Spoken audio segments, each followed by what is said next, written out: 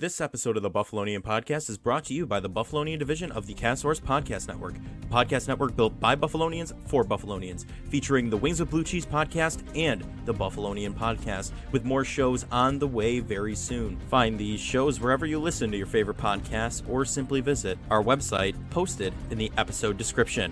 Now, without further ado, let's get into the Bills, Sabres, hot takes, and more. The Buffalonian Podcast. All right. Let's go.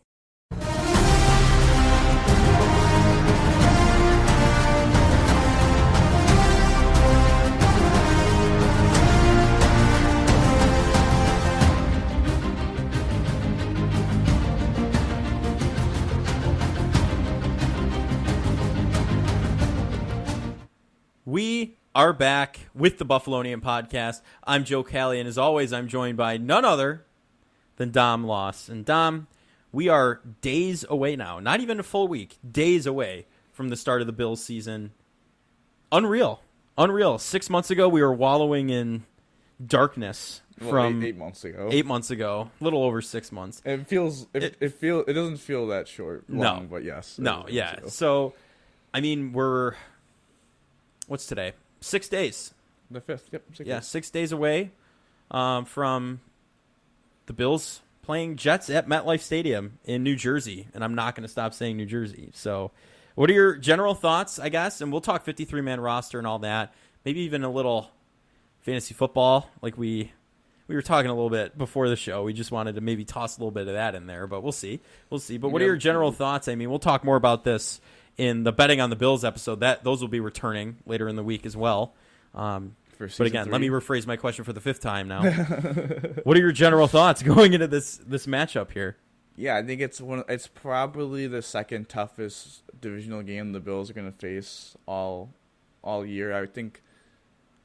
I would say I would rank the Pats games as the two easiest, even on the road against New England, just because I just don't think New England's going to be. I think New England's going to be solid. I just don't think they're going to be good. I think they're going to be the 10th best team in the AFC. I would agree. So they're going to be 8-9. Maybe they get. I don't even think they're going to get to 9-8, but 8-9. They're an 8-9 team, and the Jets and the Dolphins are the two teams that you feel have kind of positioned themselves to be. I don't want to say neck and neck with the Bills, because I think the Bills have the respect of being the 3-time defending AFC champions. I'd say East champions. But yeah, they position themselves to overtake the Bills. It's kind of the Jets really put themselves in a win now zone, I think. Well, both teams really did, because if you look at the Dolphins situation, with their cap, especially now they signed Zach Sealer, who's a very good underrated defensive lineman. They signed their fullback to a pretty massive contract. It was 3 years, $17 million for a fullback. How much was Reggie Gilliams last year? 2 years for... He's probably making barely $1 million. It's a pretty cheap contract. So yeah, but their fullback actually is pretty good. But Christian Wilkins, their star defensive tackle, he's probably who likes to grab where. I don't like to say he's out the door because of you never know what's gonna happen. But it seemed like the money they had for him, they kind of have used it now. Yeah, so, it dissipated. But listen, we said that last year about Jordan Poyer his last year, but we were right on Tremaine Edmonds kind of being his last year as well. Dolphins fans wanted Jordan Poyer too, if you remember. Back. I jumped boat a little bit in the question, but it's a statement. It's a statement game, because I think the Bills week 2 and week 3 they played the Raiders, who look to be in contention for the worst team in the AFC, especially Jimmy G, just kind of unknown, kind of not a very talented group. And then your coach is just lackluster as well. Home opener. And then you have the Commanders week 3, who seem to be a solid defense. Sam Howell looked pretty good in the preseason, but it's kind of Sam Howell, really maybe not has been tested. So I think that those games seem to be games the Bills will have. One game last year, right? If I remember correctly. The last game. And then Ron Rivera goes, I didn't realize he was that good. He's the same coach that didn't realize he could be eliminated from the playoffs one week. I was like, dude, what are you looking? I remember that press conference. Paying attention to the media. That was painful. But that feels was bad. That feels like information that the head coach, or at least the organization, should know. Yeah. Whatever that. But I think it's a statement game, because you're playing at home against Miami week 4, against the Jets. Those are two going to be tough divisional games, two easy games in the middle. If you could find a way to split the Jets-Miami game and go in the 4 games 3-1. It's kind of what happened last year when we were okay, going to the Rams is going to be a tough game. The Titans always give us fit. the Dolphins in Miami is going to be tough hot weather. Yep. And the Ravens on the road, like that is a tough 4-game stretch. But luckily, though, we're not playing Miami in September or October. We're playing them where it's going to be like 60 degrees. But in look Florida. what the Bills did in those 4 games. The Bills went 3-1 and then won 13 games. Like they started off. Yes, it was a tough 4-game stretch, but they were able to win tough games and go to 3-1. This 4-game stretch is easier because I think the 2 games in the middle are pretty significant. They're going to be heavy favorites, but it's going to be those 2 end games are going to be difficult. Starting with this one, especially being on the road. Yeah, and the expectations for this are massive as well. Jets fans have come out of the woodwork to support the team. It's they have the same thoughts the Bills fans do. Their team's a contender. I'm not going to sit here and deny that by any means. I think, Aaron Rodgers is a great addition, even though he's like, I'm going to do this for a good 2 years, then I'm going to hand it back off to Zach Wilson. I don't know how many Jets fans liked hearing that, but it's just, I think the expectations are high for both teams, and that's going to prove. I mean, I can't wait to be in the atmosphere. I feel like it's going to be wild. I mean, if you look at it too, the Jets acquire Aaron Rodgers. Aaron Rodgers probably becomes maybe the second best quarterback in the division. Probably, in this era of Josh Allen ever since, Brady left, so 2020 on, probably the second best quarterback the Bills will be facing in division. Yep. I mean, I know Tua, I like Tua, but Tua has to stay healthy.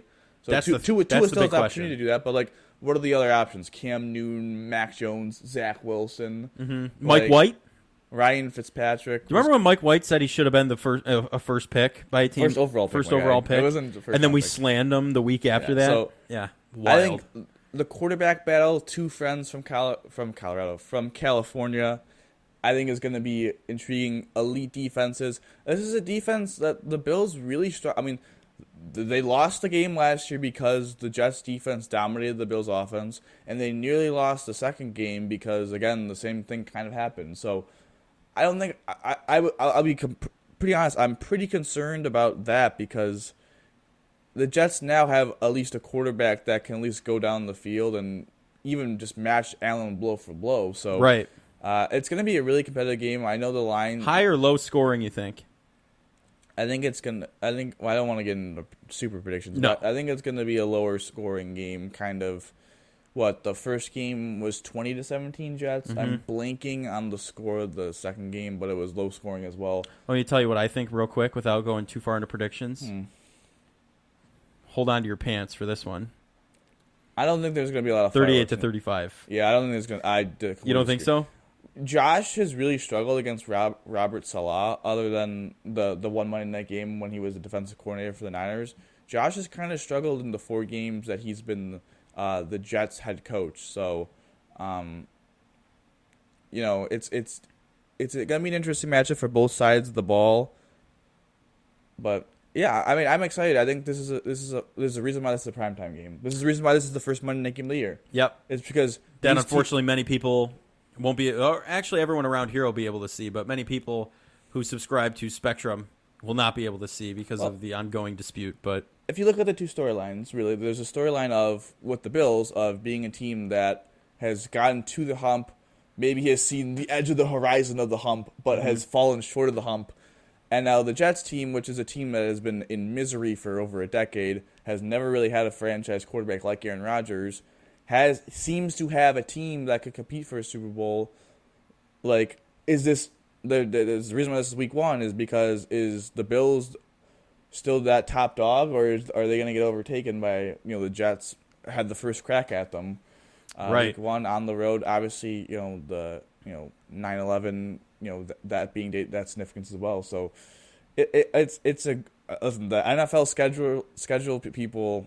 Man, did they make a good script writers are on it. It's not Denver, Seattle, man. It's not Russell's return, which is like, all right, whatever. That's a mid week 1 Monday game. I mean, the Bills had a better week 1 storyline last year than Denver and Russ did because that's why they played. Yeah, Von Miller coming back. They're playing the Super Bowl favorites. They're playing the Super Bowl champions, and which we thought at the time it was magnificent, but the Rams really didn't pan out at all that last year. But it's not going into predictions, but I think it's going to be a highly, highly competitive game. You think it's from your score prediction though? It seems defensive as well. Well, I haven't made my prediction yet. I mean, I may change, but I'm not going to go high offense. No, I mean these are 2 elite defenses with defensive minds, defensive head coaches. You're right. And we haven't seen McDermott's defensive calling in full regular season form yet. So that's a whole different thing too. I mean, there's two things of it too. Is that Robert Salas kind of had Ken Dorsey's number last year. So is that going to change? And this is the first game action, legit. Not preseason, legit game action for Aaron Rodgers. So that's kind of going to get bumpy as well. So he was talking mad stuff to the rest of the Jets. You saw that video, right? On the phone, or even when he was getting tackled. Did you see that? It was the Giants. It was the Giants, yeah. And he was just like, who was it on the Giants? Though it was a D lineman, wasn't it? That Jahad Ward kept jabbing at him, and he was getting aggravated. It was, Yeah, so it's going to be an interesting game, but we'll leave that to Friday. Or betting on the Bills makes the return on Friday, so stay tuned for that. We're excited to get back into that.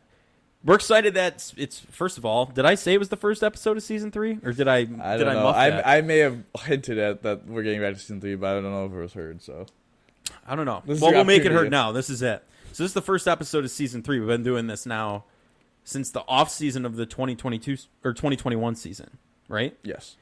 And the Bills have been contenders both the 2 years we've done this.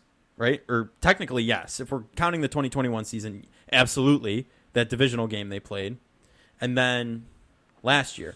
Is the window closing is my question for you. Because what happens this year, they just go out in the divisional round again. Hate to sound like an early 2000s Bills fan here, but I got to ask the real questions. You always say that. It's because they're still all over Twitter. You can't avoid them. I don't think it's early 2000s Bills fans. I think you should say late 2000s Bills fans. Because the early 2000s was still like, oh, it's 1 or 2 years into the playoffs drought. Like, that's not like negativity. I should say the E.J. Manuel era. Yeah, early 2010s. Yeah, early 2010s. That's probably about more. Once it got to double digits, that was probably like a more. that's after the decade passed. We're like, okay, what's going on here? But no, I think the Bills are a team that when you have an elite quarterback and you have talent, you're always going to find yourself in position playoffs. And yes, I think we're starting to see cracks in the armor from the perspective of the salary cap is starting to catch up to them. Mm-hmm. Like, they lost Tremaine Edmonds. Middle linebacker is a position. I know that we're going to talk about Christian Kirksey, but that's a position that, may not have been solved. So that's a hole. Like, there's now holes in the roster because they can't afford to pay all their players. Right. That's what happens when you're a good team and you want to push for the playoffs. It's Super Bowl. So, the short answer is no, because Josh Allen will be there. And if Josh Allen's healthy, and as long as you get to the playoffs with Josh Allen as your quarterback, we saw it, how he got hot in 2021. If he gets hot like any other year, I think he's a guy that could carry it. He could carry a team to the Super Bowl and win a Super Bowl. Still went to the divisional round with a UCL injury as well. So, so if he's fully healthy, that's a whole nother level on top of that as well. I think maybe not the question of is the Super Bowl window closing, is this the peak roster the Bills will have for a certain amount of period until they kind of, I don't want to say rebuild, but retool on the fly and maybe lose some. Well, especially age-wise, right? I mean, you got to look at the defense. We've been relying on the same guys since 2019, 2020. Micah Hyde, Jordan Poyer, they're getting up there in age. Poyer, how many years did we sign him to? 1? It's 2 years. 2 years. So, I mean, there's a little bit of a window there, but Hyde's coming back from injury as well. All you're doing is adding years at this point. You know what I mean? Where if you were like, oh, we're out in the divisional round, you might not see some of these guys around for much longer. I'm not saying they're going to retire now. I'm just saying if we go out in the divisional round again, how much more is left in how much more? Yeah, exactly. How much tread do they have left in the tires? So I think that's a better question than being like, oh, is the Bills Super Bowl window closing? Mm-hmm. Well, one, it's not closed right now because I still think they have a good enough roster to make the Super Bowl and win Super Bowl. I think it's arguably a little better than it was last year too, minus the middle linebacker I think you spot. can make cases that the overall depth of the roster is better, but I think I would agree with that. But then you had to say, okay, what are the Bills? You also have to, as we talk about Super Bowl and all that, it's important to see Brandon Beane's vision of like, how are you building out the depth of the roster to then take over starting positions when people fade? Right, so you don't just teeter off and fall off the face of the earth. The Bills signed Taylor Rapp. Mm-hmm. And I think Taylor Rapp is going to have a pretty big impact on the team, even in a versatile role. But if Micah Hyde doesn't come back next year, did they re-sign Taylor Rapp? And now they had him as a depth piece, and now he becomes a more main contributor. It's the Right. same thing of DeMar Hamlin. DeMar Hamlin had a lot of good starting reps last year. Unbelievable story. Can't believe he's actually Yeah, playing in the seeing NFL. him actually in pads and playing football is kind of But wild. he's another guy, like, you said, Poyer's 2 years. Like, probably in 2 years, Poyer and Hyde won't be on the team. Mm-hmm. Is Taylor Rapp and DeMar Hamlin seem to be the two starters? I'm kind of okay with that. You see positions where it's like, okay, like Dalton Kincaid. Like, Yeah. Knox, I know, got signed to a 4-year contract extension, but you never know what happens to that. A trade, anything could or happen. they transition to two tight ends more. Or you see the Bills getting the depth of the roster so to be Wide prepared. receiver depth, too, is a lot better as well with Wide receiver Hardy, depth, but all those guys. James Cook is going to be the running back for a long time. Josh Allen, Stephon Diggs still good.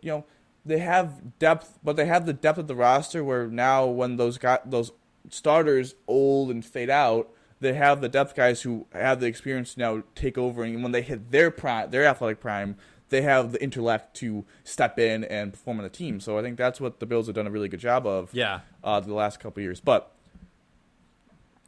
to go on from your question to the actual 53-man roster, Yes.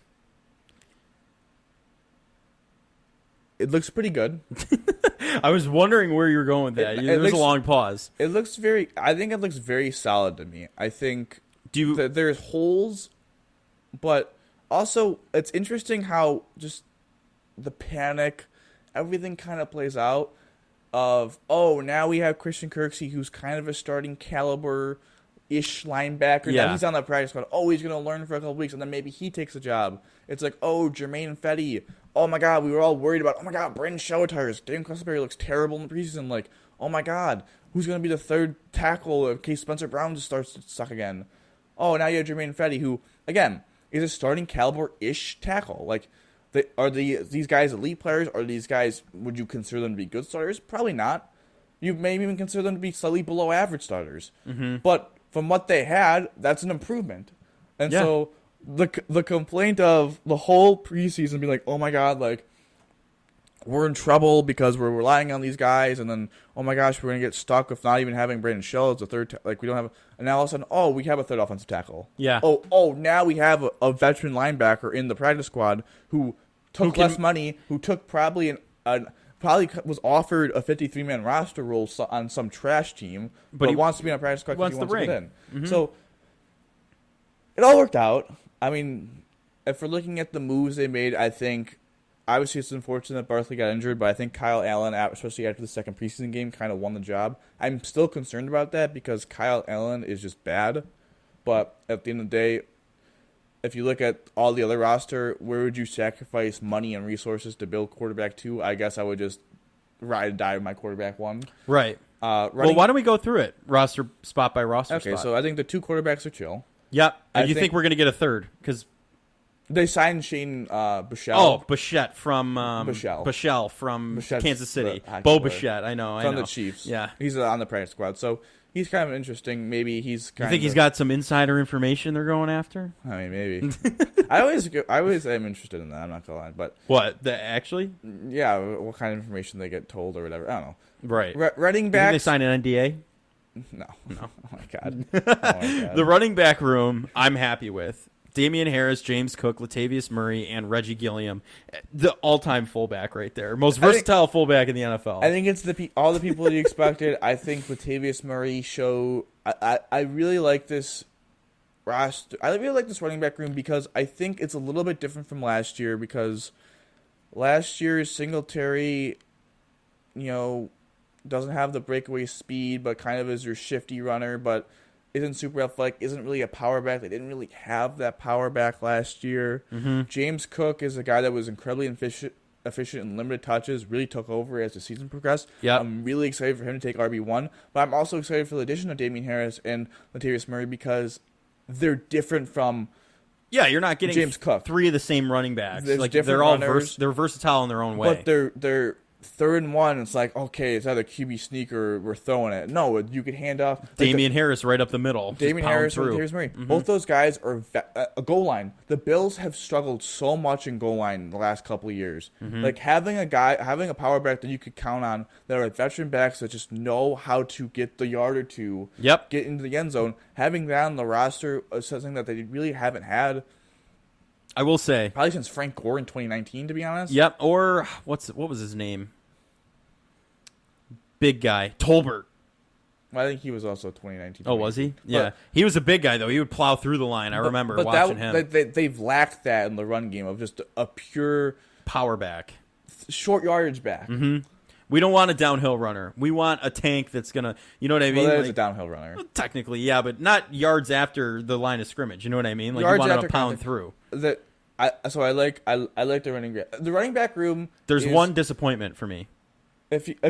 I'll let you say that, but if you look at the running back room in general, I think a lot of people would be disappointed. Like, if you were not a Bills fan and you would just look at it, I'm just going to make up a team, like Houston fan, be like, this running back room is not that great. Like, you have James Cook, who was, a backup last year. Now they're expecting him to take a big out role. Damien Harris was not won by anyone, really. Nope. I mean, the New England, he got benched for Ramondre Stevenson. Latavius Murray is bounced off from the team, but if you look at the Bills, they don't need the most talented running back room. James Cook is very talented, but they just need pieces. They just need the running game to do certain things. Yeah, take the pressure off of Josh Allen in the short yardage. Mm-hmm. James Cook, be effective in the passing game, get the screen game going. Right. Let's use our pass catching running backs as pass catching running backs this year. Yeah. So what was your disappointment? So I will say, I kind of see a little bit of a Raheem Blackshear 2.0 in this, all right? Darrington Evans being cut. Well, he's a practice squad. They got him back. I thought he went to Miami. Didn't Miami grab him? Or no, Blackshear didn't he, last year? Blackshear went to the Panthers last year. You might be... you may be right on... I think Evans went to Miami. You're right. They had a bunch of people that got claimed. Yeah, so as soon as he hit the practice squad, he was to Miami. But I liked... I mean, yes, he had that flashy run against the Bears, right? And that got a lot of people onto him. But he was, he got hit, but he kept going kind of a running back, And, that's, I guess, we do have like we've talked about already, versatile running back room. Like, there's no need for that. But it was kind of interesting to see a guy like that on the team as well. But, he's going to... I think he'll be successful in Miami, honestly. But I don't think so. No? No. You think that's a preseason wonder? He's done? I think sometimes running backs are... Antonio Williams had a big game as a running back, and then he played week 17 against the Dolphins and had a big game, I think. And when everyone was like, oh my God, Antonio Williams. And then it was like, you look at the numbers, like he would just never make the team. Running back's a weird position, and especially in the preseason when you're playing against third stringers. So Darrington Evans had a nice run, but I like the running backs that they kept, and I don't think that there was a roster spot available for him. But going to wide receiver, I would see Diggs, Davis... Hopefully has captains, both of them come back. Yeah, captains, that was big. Sherfield, just all offseason we talked about who was going to be a wide receiver 3. There was 3 options, and it just was a blowout. It wasn't really competitive. I think Deontay Hardy is going to be involved in the offense. I shouldn't say he got blown out of the water. Clear Shakur got blown out. Yeah. Like he's just I don't know why he's on the roster. Okay, I don't know. I mean, I do, but it's like at the same time, like I don't. I do, but I don't. It's like one of those situations. I understand it. I think his return ability, I think his ability to know the offense as a second-year player. Is Isabella on the practice squad? Yes. Okay. To know the offense as a second-year player, to step in for injury. He plays outside, inside. So I understand why he made the roster, versatility, and he does offer some return games. Hardy's kind of going to be that, McKenzie slot role of... It's not slot. Gadget. It's always, that's what the problem was last year. Isaiah McKenzie, great wide receiver 5, really bad wide receiver 3. Yeah, he was not your main slot guy. He was a great gadget receiver, though. Yeah, so having Trent Sherfield, the blocking of that guy in the slot, just overall game of Sherfield, really good receiver room. Obviously, they were able to keep Isabella, so in the practice squad. And Shorter makes the team. I think he's going to go on IR, or if not, I'm blanking, but he flashed. It was nice to see that he flashed a little bit. In the preseason, the last 2 games after struggling the first game, I was like, oh man, I don't know about this, but his special teams, his just prototype as being just a monster is insane. So yeah, he's kind of a long-term potential kind of play to keep on the roster to make sure he doesn't claim. But right, yeah. Then tight end transitioning very quickly. Yeah, I mean, there's nothing really to talk about. Nothing really to talk. It's Knox, Kincaid, and Quentin Morris, and that was pretty evident that was going to go like that. Dalton Kincaid, I mean, he's made a name for himself already. Can't wait to see him in regular season action. Josh is already very confident in throwing to him, which is great. That's wonderful that they have that chemistry.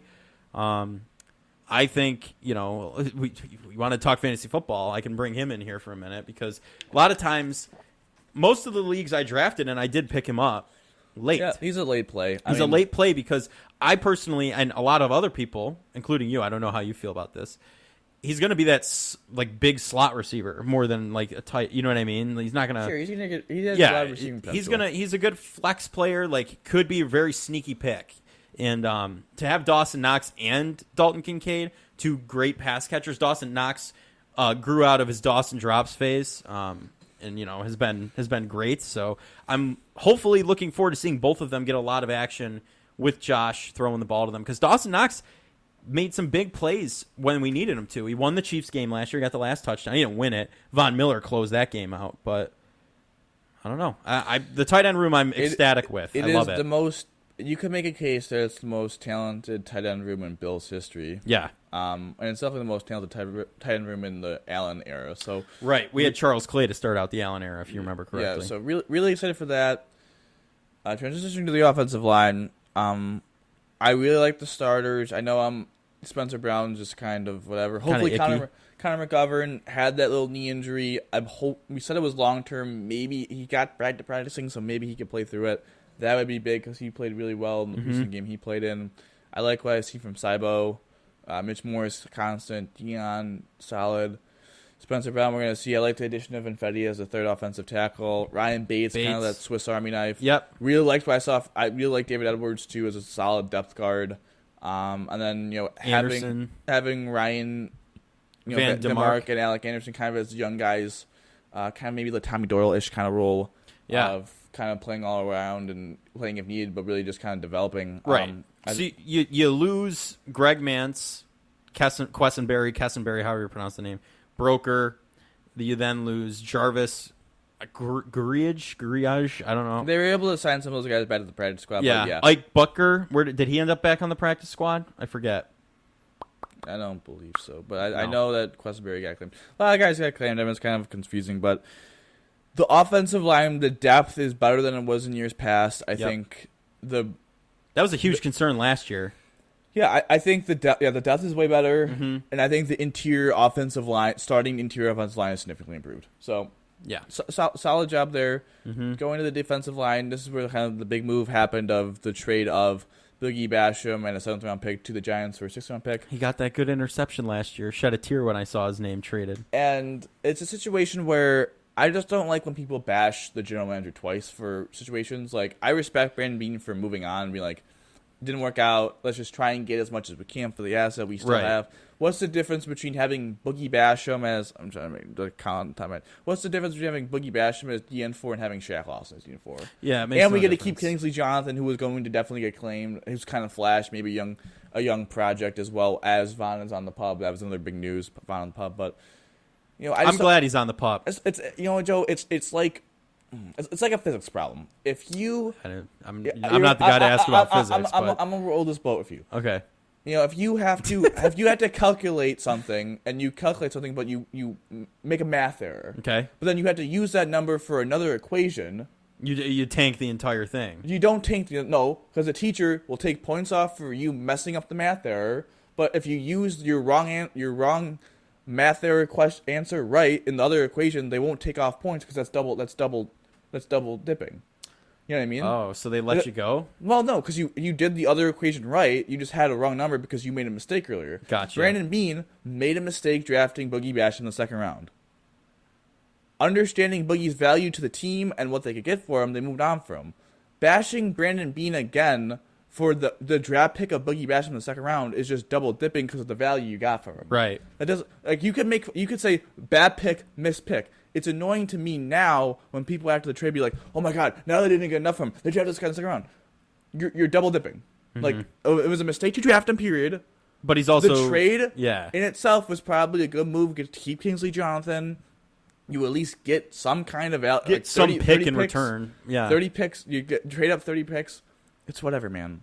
And also, this is a team that is drafted incredibly well in D3. We see all Taron Johnson, DeMar Hamlin, Christian Benford. Yeah. I mean, we see it all over the place with this team being able to Gabe Davis. Brandon Beane has proved himself. This team has drafted very well in day 3. Also, you see how they drafted well in day 3 because look at the two draft picks they cut. Alex Austin and Nick Bakker. Both those dudes got claimed. Mm-hmm. The same thing happened last year. Jack Anderson and Rashad Wildgoose. I'm blinking on another one. As soon as they get released or cut, they get picked up because they're good prospects. They are good prospects. Mm-hmm. They're just not good to make this good of a roster. They weren't going to help. They weren't going to help the Bills, but they'll help a team that's kind of building. You know, like they can go to Houston and play and get the experience. So they weren't going to get it here in Buffalo. So. Exactly. You're going to ride the bench and then. Yeah, so whatever. I like the D-line room. I mean, it's going to be interesting who officially starts opposite Greg Rousseau. Is it going to be Leonard Floyd? Is it going to be AJ? That's going to be interesting. It's going to be interesting. And Vaughn will come back after 4 weeks. Week 4, he should be able to play. Right? No, he's out the first 4 weeks. He's out the first 4. Do you think he'll play the 5th? He's going to miss week 5 because week 5 is London. There's no way he's playing week 5. Oh, yeah. Week 6, Sunday football against the Giants. He's back. That's when he'll be returned. But returning for Brian Dable. It's going to be interesting how they rotate these guys because you kept 5 defensive tackles. All of them worthy of getting keep. You know, Phillips Settle had a good camp. I thought he was going to potentially get cut, but he had a good camp.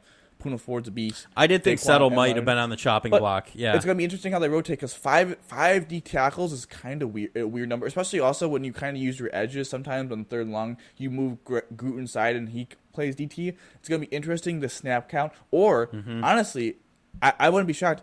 I don't think all 5 of these guys are going to be active on game day. No. I would assume one of them actually is probably going to be inactive. It's going to be interesting to see week 1. That's something to look out for. Is who is going to be inactive in the D tackle? Because I don't think they're going to have I would assume Kingsley Jonathan is inactive.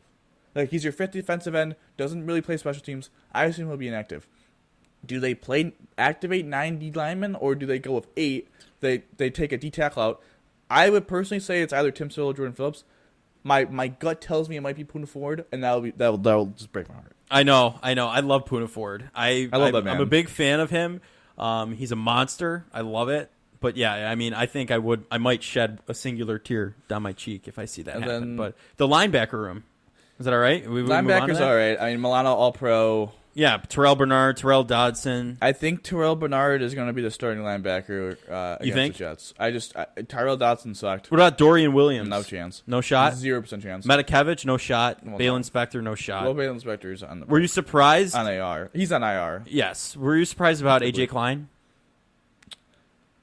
Didn't they activate him off of injured reserve a little or something? bit. I'm a little bit surprised by it, but at the end of the day, I think them adding Kirksey...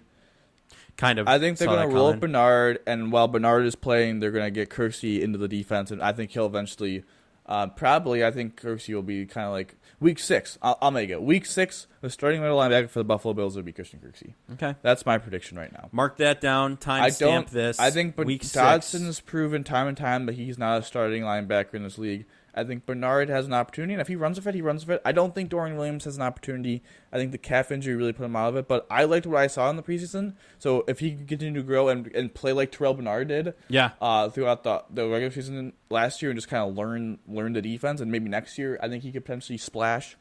But the linebacker rooms, I'm just disappointing from last year. Last year was a better linebacking room. I mean, you had a borderline all-pro middle linebacker in Tremaine Edmonds. Yep. And an all-pro in Matt Milano. So obviously, you get worse there, but it's just what you got to deal with. The peak of the roster. It's what you can't keep $18 million. Yeah, I mean you can't handhold everybody. You're gonna have it's a business at the end of the day. Players want their money. The GMs have to budget theirs. So unfortunately, there's no way to make Tremaine work with the season he had. He was going to get picked up for the right amount of money, but I mean I'm very content with the linebacker room right now, and I'm going to hold you to that because I kind of agree with you on that. I think week 6 we shall see, but it's secondary. We want to combine cornerback and to do the same thing. Yeah. So it's this is another situation where it's going to be interesting who becomes active because you have 46 spots and you need 7 people that are inactive. I think we can make our predictions a little bit after this of who's going to be inactive, but I think Cam Lewis caught a ball for Jay Jets last year, so I mean, but he's a core special teamer, so it's kind of interesting with that. Right? Yeah, you're right. They lost Jamarcus Ingram, Kyron Brown, and Alex Austin, though, just to throw that out there. So If I don't know who they are, I can't imagine them being that very important to the cornerback room. Rapp and Hamlin are solid backups to hide. Cam Mm-hmm. Lewis is kind of a Swiss Army knife. Trey's back. Daniel Benford. I really think that Benford has won the starting job. I made that prediction before the preseason. I'm very proud of No, that. I said Dane Jackson. You said the producer is confirming that I did say that. Yeah. No, I'm going to take a minor L because after week 1, after the interception against Indianapolis, I said I don't know about Christian Benford because he wasn't getting started. I was like, I was a little swip swappy, but I'm saying that I kept strong on my prediction. You did, But I said Dane Jackson, so I was wrong. So Benford played really well against the Bears, had a nice one-on-one tackle on Justin Fields, had a really nice defense of DJ Moore, who is the number 1 wide receiver for the Bears on the slot fade. So I think he's going to be the starter. And then Kyrie Elam's just kind of in no man's land. Saran Neal actually looked like an NFL quarterback. He did. I couldn't believe that. I know. The man actually would like. he was playing football. Like maybe he's not. We don't put special teamer across the name. Like maybe we actually give him the respect and put him DB. I don't know, but I would be okay with that. I Just to see what still happens. do not trust him at all. No,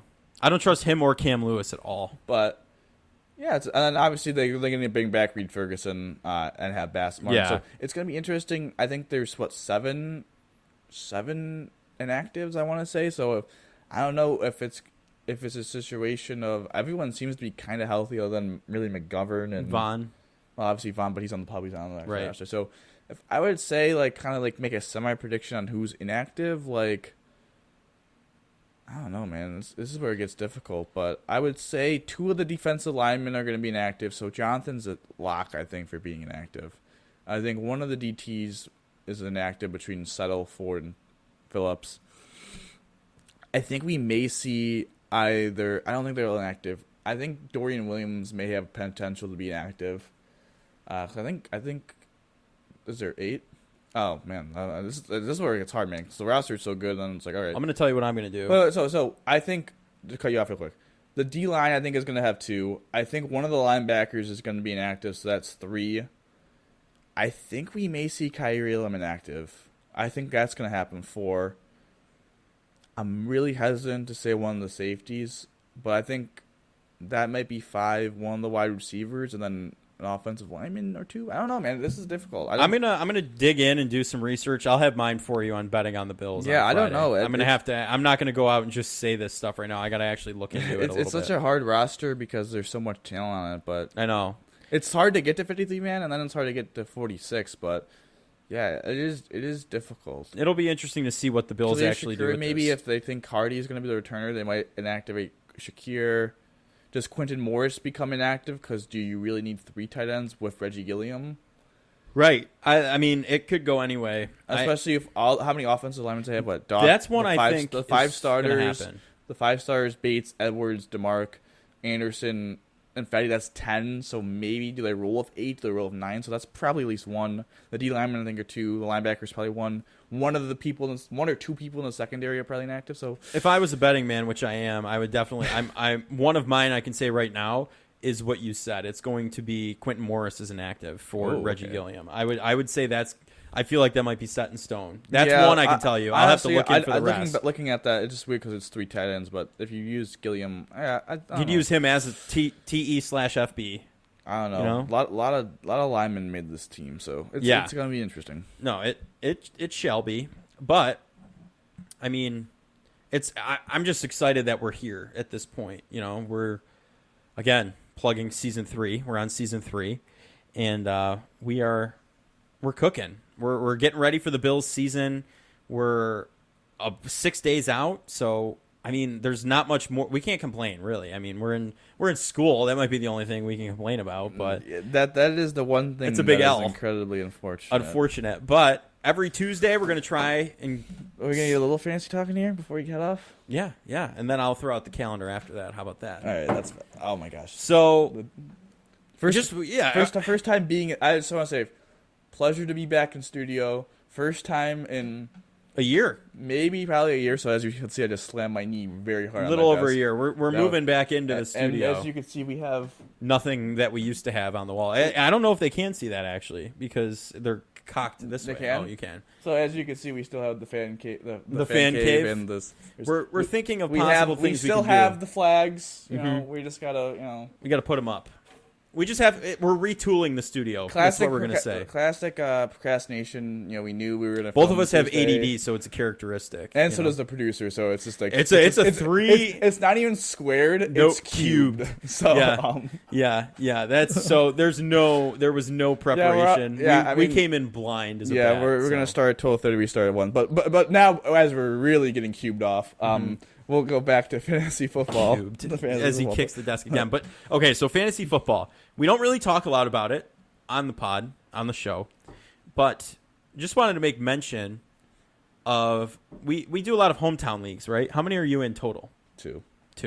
I'm in 8 total, which is a horrible mistake. And I'm like, I did this last year. That's too many. That's like too many. 4, I think, is the max. No, then I forget to check half of them. That's the problem I have. The problem with that too is that you probably have players every week that you're against that are also on your other team. Right, So it's like, who exactly. are you rooting for at that point? I pretty much, though, every team you look at, You they're know- kind of the same team. You know what I want you to do? Next week's show, you have to do a ranking of your fantasy football teams. A power ranking. I know, but like on who you want to win. Okay. So like if you're in like Well, of course I would want ours to win because we're a punishment league. but like, all I'm saying is like a punishment league or like $20 league, or you have to like. Well, I'm you, in a you need to list what it is. Oh, and okay. do like why you want every. I'll make a graphic for it. We'll have it up next week. Yeah. You need to do that. Okay. That's because like. I did too many. That's just, For me, it's very easy. I have 2 teams. I want my punishment team to win over my other team. My other team, I put $10. It's a $10 buy-in league. This one, talk about the punishment.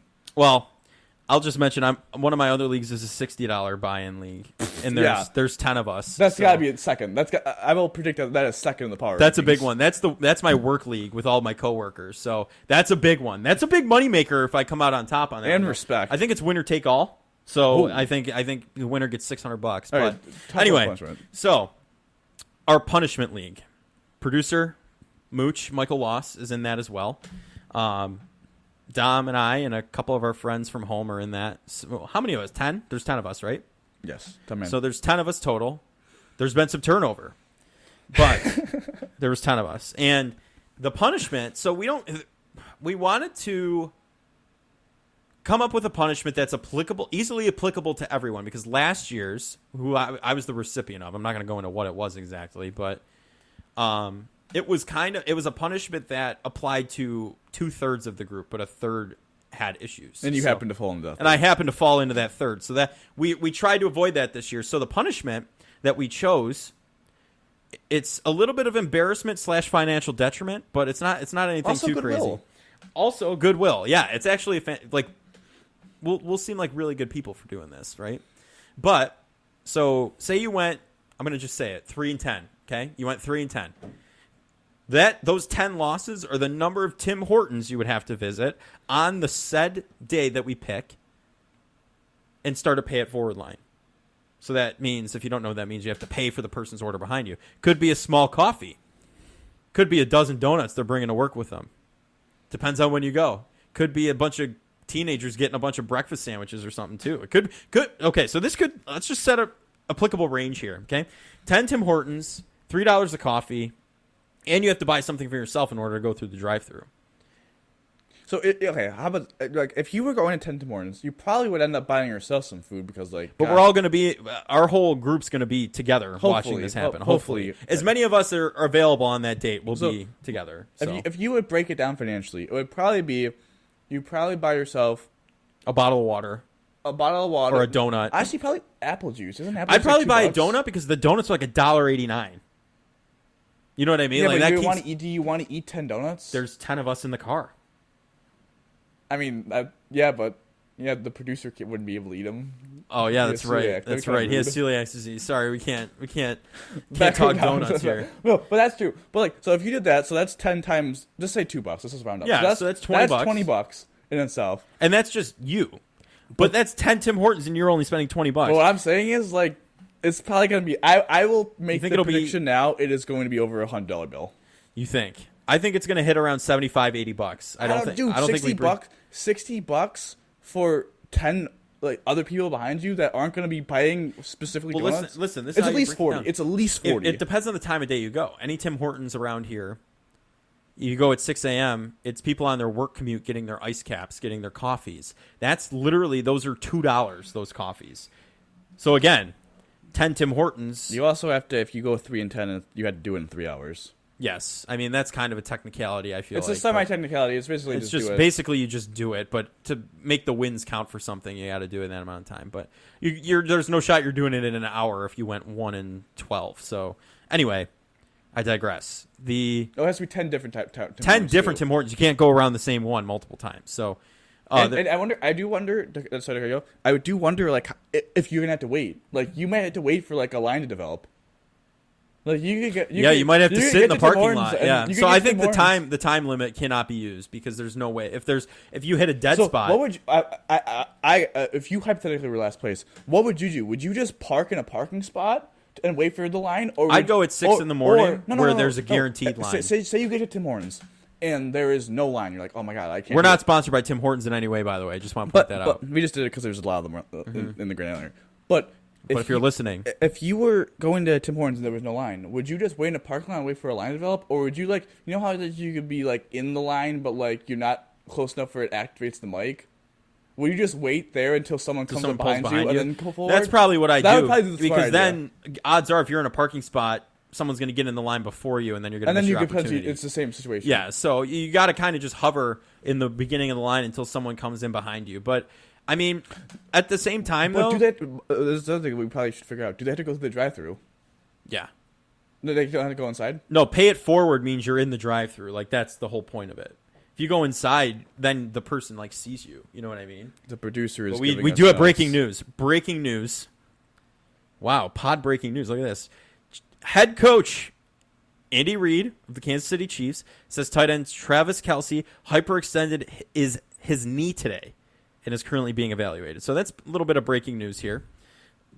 But And as I just we were in a punishment league, and the producer did select Travis Kelce Yes, in the first yes. round. So again, yeah. everyone. But he's being hyperextension. You put a brace on, it's fine. It's not like you tore anything or so. I don't know, man. Hyperextension could be bad. I've done it before. That's like a couple weeks injuries. That's pretty weird much. looking when you do that too. Look what happened to Giannis. Giannis did then he had to miss like 2 weeks in the playoffs, and they Yeah. still won the championship. But anyway, fantasy football. I'll make a graphic on the 8 leagues I'm in. I'll have each team put out there because then you can give your input on it as well. So can the producer where you would rank them. We'll make a tier list of. We'll go. Every Tuesday we'll go over the results of the league we're in. Also, speaking of fantasy football, this podcast is all over the place today, and apologize a little bit on that, but it's just we're so excited for season 3 and what's the future's coming. We're back in the studio, all that jazz. So, and the Bills play on Monday if you don't know. Next year, I think I want to get a big Buffalonian Invitational, a maximum amount of people league for fun the first time. Maybe $10, whatever. You know what I mean? Something cheap. But we got to get enough people. So if you're listening out there, if you're watching this on YouTube as well, wherever you're catching it, Twitter or X, Facebook as well. If you're interested, just comment below, and we can make that happen. I'll leave our email also in the description, so you can send us an email if you'd be interested in that. It's not going to happen this season. This is definitely for the future, but there's a couple other events that we're going to talk about as well. Let us know, and also let us know. Do you think our Tim Hortons paid forward punishment is too severe? Yeah, do you think it's too much of a financial detriment that you would go as far as dropping out of a fantasy football league because of it? Just have to ask. Just let us know, honestly, in the description below. You can find the email, or you can go to our website and click on our external links. There's a way to contact us as well. And we're looking to get some articles up as well, so you can go check those out. And we will be returning soon with Sabres. I know the Sabres, I'll just briefly say, I know coming up is the Prospects Challenge against other prospect teams. Yes. That's exciting. The Sabres Fan Fest, I believe, is September 16th. Also, I just want to give a brief shout-out to the Buffalo Bisons because they're balling. They just had a 6-game sweep. Yep. They play this week. Everyone should go to the ballpark and support Indianapolis, the squad. right? They swept them 6-0. They're on a 7-game winning streak. They're a game out of first place. If they come on, they're Buffalo. a game out of first place in the second half. If they make first place, they will make the playoffs. So the team's I mean, obviously working for the team, I'm going to hype them up. But Told you the band that started that championship mentality. I will just say this. The Bisons were horrific in April. I will fully admit it. I also worked producing their games for radio. I despised going to work because it was just disgusting to listen to. It was disgusting baseball, but now you go, they're solid in the field, they run the bases well, they're pitching solid, and every batter comes up and it is a professional, major league caliber at bat. They score a lot of runs and they hit some bombs, and it is a fun time. It's also, go Friday for fireworks, right? Yeah. So we unfortunately this year we kind of like let go of the rundown a little bit, but maybe next season 4 in the off season we'll get more back into that. But yeah, just want to get that. And then the Sabres, obviously, like there's just not been a lot going on. But also, if you're interested in any NHL talk, you can go check out the other podcast that's been recently added to the Buffalonian division of the Castors Podcast Network, the Wings with Blue Cheese podcast. You can find them on Apple, pretty much anywhere you find us, any podcast. So I mean that's just like. The Sabres, we're still waiting for the news of Rasmus Dahlin contract extension. Apparently, quote-unquote, everything's been agreed to. They're just waiting for a specific date. So, we're just waiting. We're just waiting for the Sabres. Obviously, I believe later this month they play a preseason game, or in a month they play a preseason game, something like that. So, we're closing in on Sabres talk. Looking forward to it. I'm very excited for the season. Listen, Tuesdays you'll get your Bills recap, our fantasy football, update, Sabres news and more, and then obviously Friday we'll come up with some picks. Betting on the Bills, you'll get our picks. Might even, now that we're actually of the age of 21, could actually wager and have some fun with that. Easy, nothing crazy. I mean, I'm one to do 12-leg parlays, same game parlays, which is crazy. Hey, Jordan Greenway, man, the one-handed goal. Yeah, right, exactly. Yes, Jordan Greenway, the one-handed goal got me, but I think Craig Anderson lost me that one because I needed a certain amount of saves from him, and he didn't give it to me. But anyway, we'll throw a whole lot of content at you. We hope you like it. If not, let us know. I don't know how much we can exactly change the game plan, but we can take that into account and move forward. But we appreciate everyone who's been here for the first two seasons. And, we're looking forward to keeping this going for a long time. At least I'm on that page. I don't know about you. Are you? Yeah. Yeah. Alrighty. Thank you for asking me. Yeah, no problem. Just wanted to verify that, while we're recording. So also, before you conclude, betting on the Bills, we will talk Would You Rather. Our game segment will be on Fridays. Yes, exactly. So it will be. For anyone who's missing, the Funky Friday fun time, it's back with betting on the Bills. So we're going to just split it up. We're going to try and do Tuesdays every week. Wednesdays, you'll see it. Yeah, maybe. I don't know. Tuesday or Wednesday, you're going to see the regular Buffalonian. Fridays, you will see the betting on the Bills and the Funky Friday fun time. So hope you guys enjoy. Sorry this episode's a little hectic. We're just trying to lay everything out as we're moving forward here. And the Bills play on Monday. I'll be there. We're going to get some good footage to show you guys next week. But without further ado, that's going to do it for the first edition of Season 3 of the Buffalonian Podcast. I'm Joe Cali. Of course, I was joined by Dom Loss. And Dom, how are you going to end this before the Bills play, buddy? Go Bills, baby. Go Bills.